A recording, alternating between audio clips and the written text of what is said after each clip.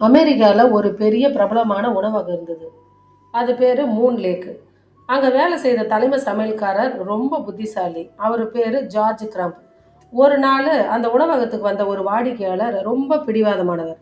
அவர் ஒரு உருளைக்கிழங்கு வறுவலை ஆர்டர் செஞ்சார். சமையல்காரர் உணவை அனுப்பியதும் அந்த வாடிக்கையாளர் அதை திருப்பி அனுப்புனார். இது ரொம்ப தடிமனாக இருக்கு, எனக்கு பிடிக்கல அப்படின்னு சொன்னார். சமையல்காரர் மறுபடியும் மெல்லிசா செஞ்சு அனுப்புனார். அப்பவும் அந்த வாடிக்கையாளர் இது இன்னும் தடிமனாக தான் இருக்குது, சரியாக வேகலை அப்படின்னு குறை சொல்லி திருப்பி அனுப்புனார். இப்படியே 3 முறை நடந்தது. சமையல்காரருக்கு அந்த வாடிக்கையாளர் வேணும்னே குறை சொல்கிறாருன்னு நல்லாவே புரிஞ்சுது. இருந்தாலும் கோபப்படாமல் அவருக்கு ஒரு பாடம் புகட்ட நினச்சாரு. சமையல்காரர் ஒரு உருளைக்கிழங்கை எடுத்து காகிதத்தை விட மெல்லியதாக சீவினார். அதை எண்ணெயில் கொதிக்க வச்சு மொறுன்னு பொரிச்சாரு. அது மேலே அதிகப்படியாக உப்பு தூவினார்.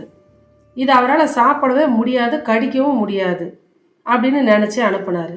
ஆனால் நடந்தது என்ன தெரியுமா? அந்த வாடிக்கையாளர் அதை சாப்பிட்டு பார்த்துட்டு, அற்புதம், நான் எதிர்பார்த்தது இதுதான் அப்படின்னு பாராட்டி தள்ளிட்டாரு.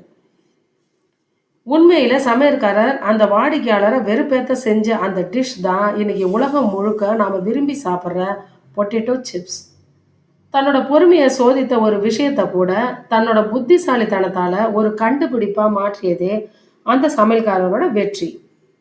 நன்றி. இது ஒரு உண்மை கதை. இந்த கதை உங்களுக்கு பிடிச்சிருந்தா சப்ஸ்கிரைப் பண்ணுங்கள், லைக் பண்ணுங்கள், ஷேர் பண்ணுங்கள், கமெண்ட் பண்ணுங்கள். தேங்க்யூ.